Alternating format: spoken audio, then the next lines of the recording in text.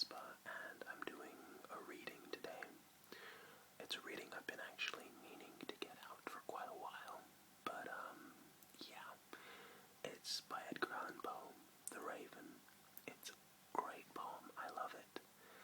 I'm gonna try and read it as relaxing as I possibly can, but I can't promise that it's gonna be completely relaxing. But yeah, it could take a while to read, so I don't know. I better just start like now. But yeah, here we go. Once upon a midnight dreary, while I pondered weak and weary over many a quaint and curious volume of forgotten lore, while I nodded, nearly napping, suddenly there came a tapping, as of someone gently rapping at my chamber door. "'Tis some visitor," I muttered, tapping at my chamber door. "Only this, and nothing more." Ah, distinctly I remember it was in the bleak December, and each separate dying ember wrought its ghost upon the floor. Eagerly I wished the morrow, vainly had sought to borrow from my books surcease of sorrow, sorrow for the lost Lenore, for the rare and radiant maiden whom the angels named Lenore, nameless hid here forevermore. And the silken, sad, uncertain rustling of each purple curtain thrilled me, filled me with fantastic terrors never felt before, so that now, to still the beating of my heart, I stood repeating, "'Tis some visitor entreating entrance at my chamber door, some late visitor entreating entrance at my chamber door, this it is, and nothing more." Presently my soul grew stronger, hesitating then no longer. "Sir," said I, "or madam, truly your forgiveness I implore, but the fact is I was napping, and so gently you came rapping, and so faintly you came tapping at my chamber door, that I scarce was sure I heard you. Here I opened wide the door, darkness there, and nothing more." Deep into that darkness peering, long I stood there wondering, fearing, doubting, dreaming dreams no mortal ever dared to dream before. But the silence was unbroken, and the darkness gave no token, and the only word there spoken was the whispered word Lenore. This I whispered, and an echo murmured back the word Lenore, merely this, and nothing more. Back into the chamber turning, all my soul within me burning, soon again I heard a tapping somewhat louder than before.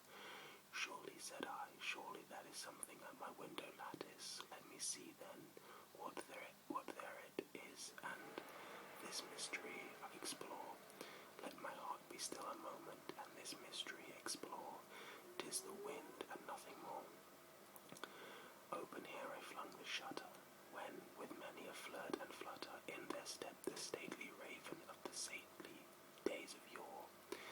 Not the least obeisance made he, not a minute stopped or stayed he, but with a mien of lord or lady perched above my chamber door, perched upon a bust of Pallas, just above my chamber door, perched and sat, and nothing more.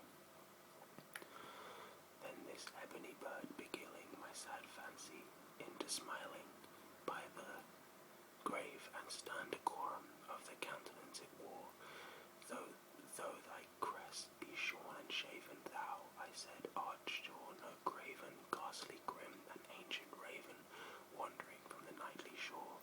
Tell me what thy lordly name is on the night's Plutonian shore. Quoth the raven, "Nevermore." Much I marvelled this ungainly fowl, to hear discourse so plainly, though its answer little meaning, little relevance bore, for we cannot help agreeing that no living human being ever yet was blessed with seeing bird above his chamber door, bird or beast above the sculptured bust above his chamber door, with such name as Nevermore. But the raven, sitting lowly on the placid bust, spoke only that one word, as if his soul in that one word he did outpour. Nothing further then he uttered, not a feather then he fluttered, till I scarcely more than muttered, "Other friends have flown before. On the morrow he will leave me as my hopes have flown before." Then the bird said, "Nevermore." Startled at the stillness broken by a reply so aptly spoken, "Doubtless," said I, "what it utters is its only stock and store, caught from some unhappy master whom merciful disaster followed fast and followed faster till his song's one burden bore, till the dirges of his hope that melancholy burden bore, of never, nevermore. But the raven still beguiling all my sad soul into smiling, straight I wheeled a cushioned seat in front of bird and bust and door. Then upon the velvet sinking, I betook myself up to linking fancy unto fancy, thinking what this ominous bird of yore, what this grim, ungainly, ghastly, gaunt and ominous bird of yore meant in croaking nevermore. This I sat engaged in guessing, but no syllable expressing to the fowl whose fiery eyes now burned into my bosom's core.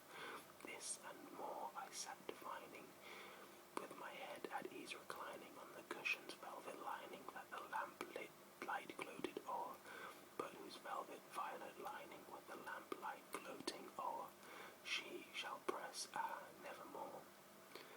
Then methought the air grew denser, perfumed from an unseen censer, swung by seraphim whose footfalls tinkled on the tufted floor.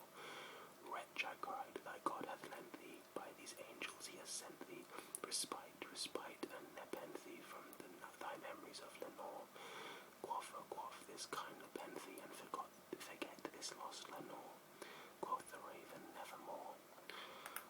Prophet, said I, thing of evil, prophet still, if bird or devil, whether tempter sent, or whether tempest tossed thee here ashore, desolate yet all undaunted on this desert land, enchanted on this home by horror haunted, tell me truly, I implore, is there balm in Gilead? Tell me, I implore. Quoth the raven, nevermore. Prophet, said I, thing of evil, prophet still, if bird or devil, by that heaven that bends above us, by that God we both adore, tell this soul with sorrow laden, if within the distant Aidenn it shall clasp a sainted maiden whom the angels named Lenore, clasp a rare and radiant maiden whom the angels named Lenore. Quoth the raven, nevermore. Be that word our sign of parting, bird or fiend, I shrieked upstarting, get thee back into the tempest and the night Plutonian shore.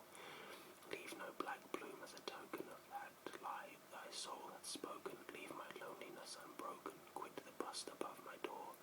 Take thy beak from out my heart, and take thy form from off my door. Quoth the raven, nevermore. And the raven, never flitting, still is sitting on the pallid bust of Pallas just above my chamber door.